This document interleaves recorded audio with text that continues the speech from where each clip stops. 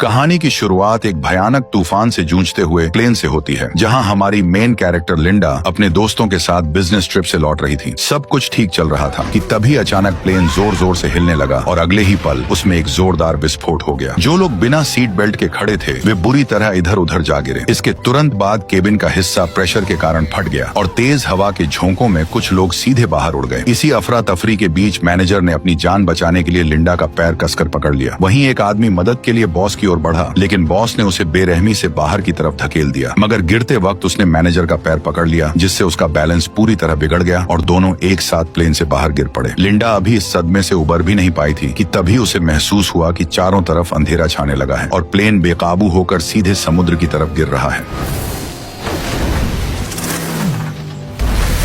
खुशकिस्मती से टक्कर का एंगल ऐसा था कि प्लेन तुरंत फटा नहीं और उसकी जान बच गई। लेकिन तेजी से अंदर घुसते पानी को देखकर लिंडा ने तुरंत सीट बेल्ट खोली और तैरकर बाहर निकल आई। लेकिन बच जाने के बाद भी उसे कोई राहत नहीं मिली, क्योंकि वह अब एक सुनसान और कभी खत्म न होने वाले समुद्र के बीच फंसी हुई थी। तभी दूर उसे एक छोटा सा टापू नजर आया और वह पूरी ताकत लगाकर उसकी तरफ तैरने लगी। सुबह होते ही वह किसी तरह उस टापू तक पहुंच गई और फिलहाल उसकी जान बच गई। लेकिन उसे अंदाजा नहीं था कि असली खतरा तो अब शुरू होने वाला है। थोड़ी दूर चलने के बाद उसकी नजर किनारे पर पड़े एक आदमी पर गई। वह तुरंत उसकी तरफ भागी और पास जाकर देखा तो उसे पता चला कि वो कोई और नहीं बल्कि उसका बॉस ब्रैडली था। वह भी हादसे में बच गया था और बेहोशी की हालत में लहरों के साथ बहकर यहाँ तक आ पहुंचा था। हालांकि गिरने के दौरान उसकी टांग टूट गई थी, लेकिन बाकी लोगों में से सिर्फ वही बचा था। पर फिर भी लिंडा उसे देखकर खुश नहीं थी, क्योंकि कंपनी में वह सबसे ज्यादा उसी से नफरत करती थी। दरअसल वह स्ट्रेटेजी डिपार्टमेंट की सबसे काबिल कर्मचारी थी और अपनी मेहनत से बॉस का भरोसा जीतकर मैनेजर बनने वाली थी। लेकिन ज्वाइनिंग से ठीक पहले बॉस की मौत हो गई और उसका बेटा ब्रैडली कंपनी का मालिक बन बैठा। बॉस बनते ही उसने लिंडा का प्रमोशन छीन लिया और वह पोस्ट अपने चापलूस दोस्त को दे दी। इतना ही नहीं, वह अपने दोस्तों के साथ मिलकर अक्सर लिंडा को नीचा दिखाने लगा। यह सोचकर लिंडा के मन में आया कि वह उसे वहीं छोड़ दे, लेकिन उसने सोचा अगर वो उसकी मदद करेगी तो वह फिर से मैनेजर बन सकती है। इसलिए उसने तुरंत एक नुकीला पत्थर उठाया और उससे केले के पत्ते काटने शुरू कर दिए। फिर पेड़ का सहारा लेकर एक फ्रेम बनाया और पत्तों और टहनियों को बेल से बांधकर एक छोटी सी झोपड़ी तैयार कर दी। धूप से बचने का इंतजाम करने के बाद उसने पानी का जुगाड़ करने की सोची। उसने रेत में गड्ढा खोदा और उसमें नारियल के छिलके रखकर ऊपर पत्ते लगा दिए। कुछ ही देर में बारिश शुरू हो गई और उसने आसानी से पीने लायक पानी जमा कर लिया। बारिश थमते ही मौसम साफ हो गया और काफी देर बाद ब्रैडली को होश भी आ गया। लिंडा तुरंत उसके पास पहुंची और उसे पानी पिलाने लगी। जब ब्रैडली को पता चला कि लिंडा ने उसकी जान बचाई है, तब उसने झिझकते हुए उसे थैंक यू बोल दिया। इसके बाद लिंडा ने उसके सामने अपनी काबिलियत दिखाते हुए लकड़ी रगड़कर आग जलाई और जल्द ही उसने एक मछली पकड़कर उसे पका भी लिया। लेकिन ऐशो आराम की जिंदगी जीने वाले ब्रैडली के लिए ये मछली किसी कचरे से कम नहीं थी। फिर भी पेट भरने के लिए उसे बिना नमक मसाले वाली वो मछली मजबूरी में निगलनी पड़ी। लेकिन लिंडा को इस खाने से कोई दिक्कत नहीं थी, बल्कि वह तो इस जगह पर फंसने के बाद भी बेहद खुश थी, क्योंकि उसे यहाँ कोई भी नीचा दिखाने वाला नहीं था और वो खुशी खुशी यहाँ कई दिन बिता सकती थी। धीरे धीरे कुछ दिन गुजर गए और यहाँ माहौल का असर दोनों पर साफ दिखने लगा। एक तरफ लिंडा जो छोटी सी चीज पाकर भी खुश हो जा रही थी, वहीं ब्रैडली किसी तरह यहाँ से निकलना चाहता था। उसने पूछा कि उसने अब तक किनारे पर कोई SOS सिग्नल क्यों नहीं बनाया या आग को बड़ा क्यों नहीं किया, ताकि किसी की इस टापू पर नजर पड़ सके। उसके मुताबिक लिंडा को पहले यही करना चाहिए था, लेकिन उसने ऐसा कुछ भी नहीं किया। इसी बात पर वह उल्टा गुस्से में चिल्लाते हुए उसे ताने मारने लगा कि वह यहाँ बेवजह उसकी देखभाल का बस एक नाटक कर रही है। खुद टूटी टांग के कारण लाचार था, फिर भी लिंडा की इतने दिनों की मदद के बाद भी वो उसे अपना हक समझ रहा था। उसकी बातें सुनकर लिंडा को समझ आया कि वह केवल चापलूसी से उसका दिल नहीं जीत सकती है। उसे उसकी असली अहमियत तभी समझ आएगी जब उसे कोई तकलीफ होगी। यही सोचकर लिंडा बिना कुछ कहे वहाँ से उठी और उसे अकेला छोड़कर चली गई। शुरुआत में ब्रैडली उसकी इस हरकत पर भी ताने मारता रहा, लेकिन कुछ ही देर बाद उसे एहसास होने लगा कि उसने कितनी बड़ी गलती कर दी है। फिर भी वह घमंडी बना रहा और लिंडा के खुद व खुद लौटने का इंतजार करने लगा। लेकिन ऐसा ही करते करते पूरा एक दिन बीत गया और आखिरकार उसका घमंड टूटने लगा। लेकिन रात तक भी लिंडा वापस नहीं आई। गहरी रात में तेज तूफान चलने लगा और कुछ ही देर में लिंडा की बनाई झोपड़ी भी उड़ गई। अगले ही दिन तपती धूप ने हालत और खराब कर दी। ज्यादा गर्मी की वजह से ब्रैडली डिहाइड्रेशन के चलते बेहोश हो गया। जब लिंडा उसे काफी तड़पा चुकी थी, तब वह पानी लेकर वापस आ गई। उसे देखते ही ब्रैडली ने बिना कुछ सोचे तेजी से पानी पीना शुरू कर दिया। अब उसे समझ आ गया था कि वह पूरी तरह लिंडा पर ही निर्भर है और वह उस पर अपना हक नहीं चला सकता। लेकिन तभी उसकी नजर उस भाले पर पड़ी जिसका इस्तेमाल लिंडा खतरनाक जंगली सुअर के शिकार के लिए करने वाली थी। उसे पता था कि वह सुअर बेहद जानलेवा है, इसलिए उसने लिंडा को जंगल में जाने से मना किया, क्योंकि अगर लिंडा को कुछ हो गया तो उसकी खुद की जान भी खतरे में पड़ जाएगी। लेकिन लिंडा ने उसकी एक भी बात नहीं मानी और वह सीधे जंगल के अंदर चली गई। जब वह चुपके से शिकार को ढूंढ रही थी तभी अचानक उस जंगली सुअर ने लिंडा को टक्कर मारकर हवा में उछाल दिया।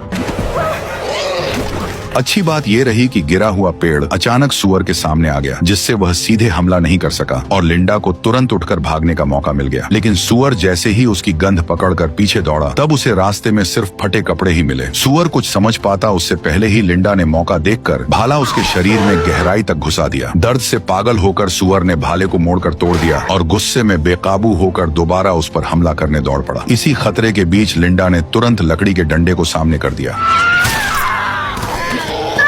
आखिरकार लिंडा ने उसे मार गिराया। सुअर का कटा हुआ सर देखकर ब्रैडली पूरी तरह हिल गया और पहली बार उसे समझ आया कि असल में लिंडा बहुत खतरनाक और ताकतवर है, जिससे अब ब्रैडली लिंडा से डर के रहने लगा। कुछ दिन बाद जब लिंडा जंगल में सामान ढूंढ रही थी तो उसे एक झरना मिला जहाँ से साफ पानी सीधे पिया जा सकता था। अब उसे पानी की चिंता नहीं रही और वह इस खोज से काफी राहत महसूस करने लगी। लेकिन उसकी यह खुशी ज्यादा देर नहीं टिक पाई, क्योंकि तभी उसे दूर से इंजन की तेज आवाज सुनाई दी। आवाज सुनते ही लिंडा तुरंत उस तरफ दौड़ पड़ी। वहाँ पहुंचकर उसे एक बोट दिखाई दी, जिसे देखकर उसकी आंखों में एक उम्मीद जाग उठी। लेकिन जैसे ही वह मदद के लिए चिल्लाने वाली थी तभी वह अचानक रुक गई। उसे एहसास हुआ कि अगर वह वापस लौट गई तो उसे फिर से वही घिसी पिटी जिंदगी जीनी पड़ेगी, किसी और बॉस के नीचे झुककर काम करना होगा और हर दिन उसके ताने सुनने पड़ेंगे। लेकिन अगर वह यहीं रुकती है तो वह अपनी मर्जी की मालिक होगी, उसे किसी का कहना नहीं मानना पड़ेगा और जो चाहेगी वही कर पाएगी। इन्हीं ख्यालों में उसने फैसला कर लिया कि वह इस टापू को नहीं छोड़ेगी। इसलिए वह तुरंत छुप गई और धीरे धीरे नाव को दूर जाते हुए देखती रही। वापस आने के बाद उसने ब्रैडली को इस बारे में कुछ नहीं बताया, लेकिन ब्रैडली सिर्फ मजबूरी में उसका कहना कर रहा था। असल में वह इस टापू पर हमेशा रहना नहीं चाहता था। 2 हफ्तों की इस जंगली जिंदगी ने उसे पूरी तरह बदल दिया था और उसका सब्र अब टूटने लगा था। उसने लिंडा से एक नाव बनाने को कहा ताकि उसकी मदद से वह पास मौजूद बोट तक पहुंच सके और कोई उन्हें देख सके। लेकिन लिंडा ने उसकी बात सुनते ही इसे बेहद खतरनाक बताते हुए नाव बनाने से साफ इनकार कर दिया। ये सुनकर ब्रैडली का गुस्सा फूट पड़ा, क्योंकि जब से वे इस टापू पर फंसे थे तब से लिंडा ने उसकी एक भी बात नहीं मानी थी, जिससे वह खुद को रोक नहीं पाया। उसने लिंडा से अलग होकर अपना खुद का एक अलग कैंप बनाने और नाव तैयार करने का फैसला कर लिया। लेकिन जैसे ही वह अकेले काम करने लगा उसे एहसास हुआ कि यह उतना आसान नहीं है जितना वह समझ रहा था। उसे आग जलाने तक का सही तरीका नहीं आता था और टूटी टांग की वजह से वह ज्यादा दूर भी नहीं जा सकता था। मजबूरी में वह नारियल के खोल से बारिश का पानी जमा करने लगा। किसी तरह उसने एक छोटी झोपड़ी खड़ी की और रेत पर हेल्प लिखकर मदद का इंतजार करने लगा। लेकिन 2 दिन बीत जाने के बाद भी समुद्र से कोई जवाब नहीं आया। भूख से परेशान होकर वह मजबूर हो गया और आसपास के कीड़ों को खाने की कोशिश करने लगा। लेकिन जैसे ही उसने उन्हें खाया उसे इतनी घिन आई कि वह तुरंत उल्टी कर बैठा। उधर लिंडा के पास एक से एक बढ़िया स्वादिष्ट खाना था, जिसे वह आराम से मजे लेकर खा रही थी। अपनी हालत देखकर ब्रैडली का घमंड पूरी तरह टूट गया। वह शर्मिंदा होकर टांग की परवाह किए बिना घुटनों के बल बैठ गया और उससे माफी मांगने लगा। उसका यह बदला हुआ रवैया देखकर लिंडा हंस पड़ी और उसने उसे फिर से अपने साथ शामिल कर लिया। इतनी बेइज्जती महसूस करने के बाद भी ब्रैडली अंदर ही अंदर लाचार था, इसलिए वह चुपचाप सही मौके का इंतजार करने लगा। करीब आधा महीना गुजरने के बाद उसकी हालत सुधरने लगी। तब लिंडा उसे टापू की सबसे ऊंची चोटी पर ले गई, जहां पहुंचना तो मुश्किल था, लेकिन वहां से दिखने वाला नजारा कमाल का था। लिंडा ने समझाया कि असली खतरा इसी खूबसूरत दिखने वाले इलाके में छिपा हुआ है। फिर उसने रास्ते के किनारे लगे कुछ जामुन जैसे फल तोड़े और बताया कि इनमें ऐसा जहर होता है जो शरीर को सुन्न कर देता है। इसके बाद उसने उन फलों का रस अपनी बाह पर लगाया, जिससे कुछ ही देर में उसकी स्किन पर लाल दाने उभर आए। आगे बढ़ते ही लिंडा ने एक्स जैसी बनी चट्टानों की ओर इशारा किया और बताया कि उसके आगे का पूरा इलाका कांटों और जहरीली बेलों से भरा हुआ है, इसलिए उसने सख्त चेतावनी दी कि उस जगह पर कभी भी सामान ढूंढने मत जाना। ये सुनते ही ब्रैडली के दिमाग में एक चालाक प्लान आया और वापस लौटते समय उसने थकान का बहाना बना दिया। फिर वह धीरे से जहरीले फलों के पास बैठ गया। जैसे ही उसने चुपके से कुछ जहरीले जामुन तोड़े तभी अचानक जमीन धंस गई और लिंडा नीचे जा गिरी। असल में वह जगह ऊपर से मजबूत दिख रही थी, लेकिन अंदर से पूरी तरह खोखली और कमजोर थी। ब्रैडली घबरा गया और तुरंत उसे ऊपर खींचने लगा। भले ही वह लिंडा से नफरत करता था, लेकिन वह उसे इस तरह मरते हुए नहीं देख सकता था। आखिरकार उसकी कोशिश से लिंडा की जान बच गई और पहली बार उसने बिना कुछ कहे ब्रैडली पर भरोसा करना शुरू कर दिया। कुछ ही दिनों बाद समुद्र में तेज तूफान आ गया। किनारे के पास बनी उनकी झोपड़ी इस आंधी में पूरी तरह टूट गई और पेड़ों के गिरने से हालात और खराब हो गए। अच्छी बात यह रही कि उन्हें पहले ही पास में एक गुफा मिल गई, इसलिए दोनों तुरंत वहाँ भागकर छिप गए। उस वक्त दोनों पूरी तरह भीग चुके थे और ठंड से बचने के लिए उन्हें अपने कपड़े उतारकर एक दूसरे से चिपक कर सोना पड़ा। इस नजदीकी के चलते लिंडा को धीरे धीरे ब्रैडली से प्यार होने लगा। जल्द ही ब्रैडली को जंगल में मौजूद हर जहरीले फल की पहचान हो गई। अपने हुनर को दिखाने और लिंडा का शुक्रिया अदा करने के लिए उसने आज रात खुद खाना बनाने का फैसला किया। लिंडा ने बिना ज्यादा सोचे उसकी बात मान ली और उसे मौका दे दिया। हैरानी की बात यह रही कि उसने जो खाना बनाया वह सच में काफी टेस्टी था, लेकिन जैसे ही लिंडा ने थोड़ा सा खाना खाया तभी अचानक उसे चक्कर आने लगे और उसकी नजर धुंधली पड़ गई। कुछ ही पलों बाद वह खुद को संभाल नहीं पाई और सीधे जमीन पर गिर पड़ी, लेकिन ब्रैडली ने उसकी तरफ पलटकर भी नहीं देखा और तुरंत जंगल की तरफ भाग गया। थोड़ी देर बाद वह एक लकड़ी की नाव खींचते हुए वापस लौटा। असल में उसे पहले ही समझ आ गया था कि लिंडा उसे यहाँ से जाने नहीं देना चाहती, इसलिए उसने चुपके से ये नाव तैयार कर ली थी और सही मौका मिलते ही उसने जहरीले फल खिलाकर उसे बेहोश कर दिया। अब वह खुशी खुशी उस गंदी सी नाव को पानी में धकेलने लगा और बिना पीछे देखे तेजी से समुद्र की तरफ बढ़ गया। लेकिन वह ज्यादा दूर नहीं जा पाया था कि अचानक एक बड़ी लहर ने उसकी नाव को तोड़कर रख दिया। अगले ही पल उससे भी विशाल लहर उठी और उसे सीधे समंदर के अंदर खींच ले गई।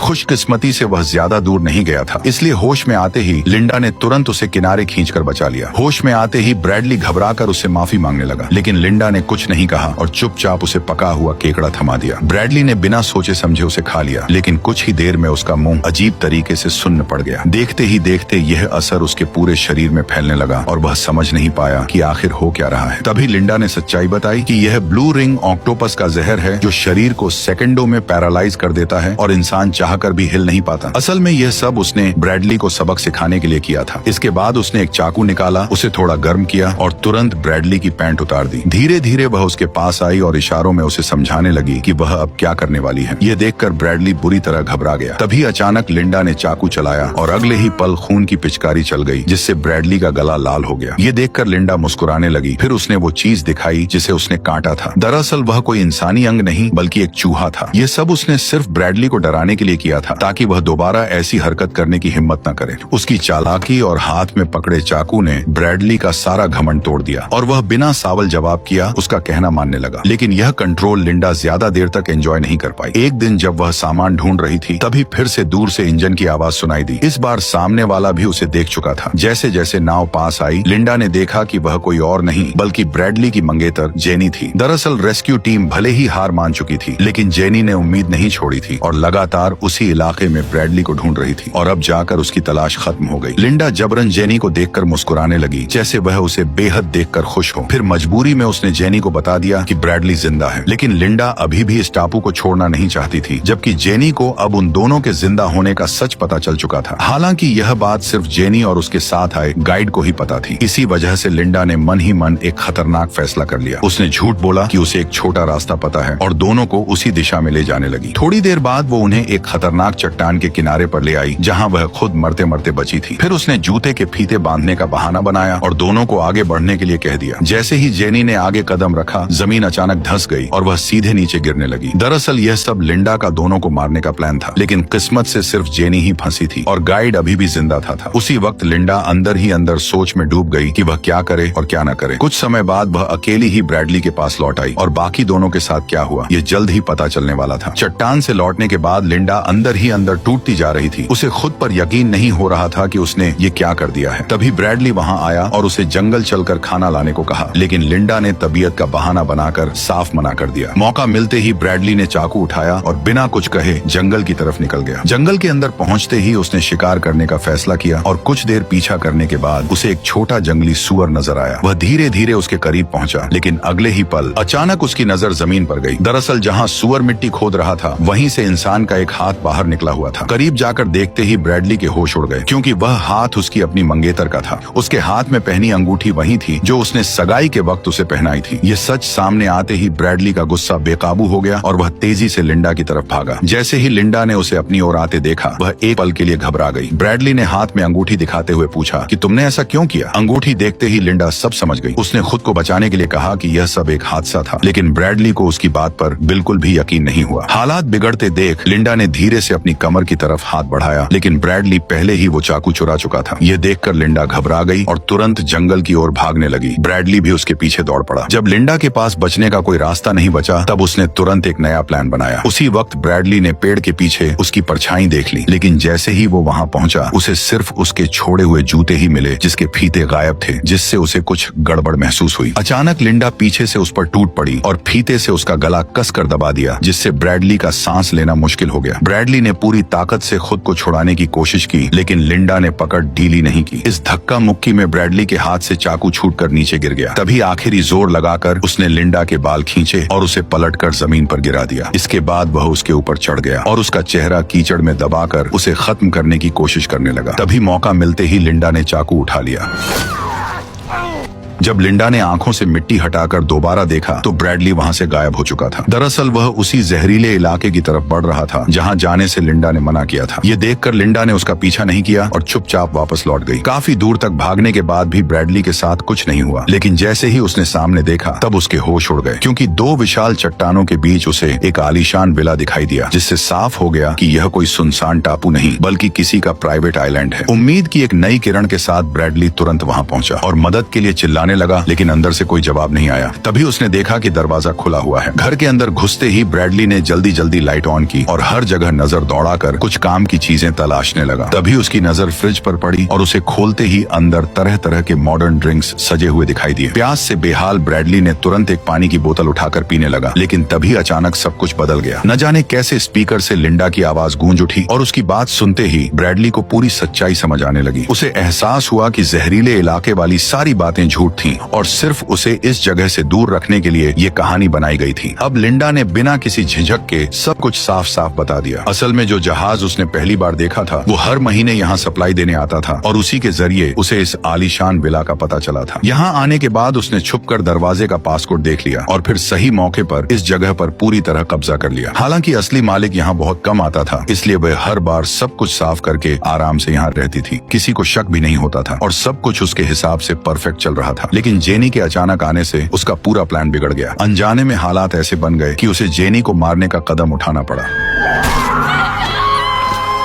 उसकी ये सच्चाई सुनकर ब्रैडली के रोंगटे खड़े हो गए। अंधेरे में इधर उधर टटोलने पर भी उसे कंट्रोल रूम नहीं मिला। तभी अचानक हालात पलट गए, क्योंकि लिंडा खुद उसे ढूंढते हुए वहां पहुंच गई। दरअसल उसने पहले ही इस विला के अंदर से एक शिकार वाली बंदूक हासिल कर ली थी। ब्रैडली ने जैसे ही उसे देखा, तो वो तुरंत घुटनों पर गिर गया और अपनी जान की भीख मांगने लगा। उसने कहा कि वह अब भागेगा नहीं, बल्कि यहीं रहकर उसी के साथ जिंदगी बिताएगा। इतना ही नहीं, उसने ये भी कहा कि इस दौरान वह सच में उससे प्यार करने लगा है। लिंडा को यकीन दिलाने के लिए वह दोनों के बीच बिताए खूबसूरत पलों की बातें करने लगा। उसकी बातें सुनकर लिंडा को कुछ गड़बड़ लगी। तभी उसकी नजर पीछे रखे बैल के सिर पर गई, जहां से एक सींग गायब था, और फिर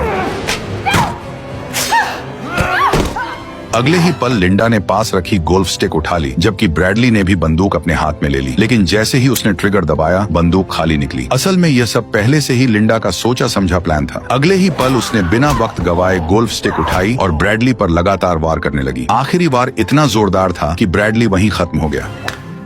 यहीं पर कहानी भी खत्म हो गई। लिंडा ने पूरे विला को साफ करके खुद को एकमात्र जिंदा बची इंसान के रूप में पेश किया। फिर उसने इस पूरे हादसे को एक सर्वाइवल मिरेकल की तरह दिखाकर खुद को मशहूर बना लिया और धीरे धीरे वह बहुत अमीर बन गई।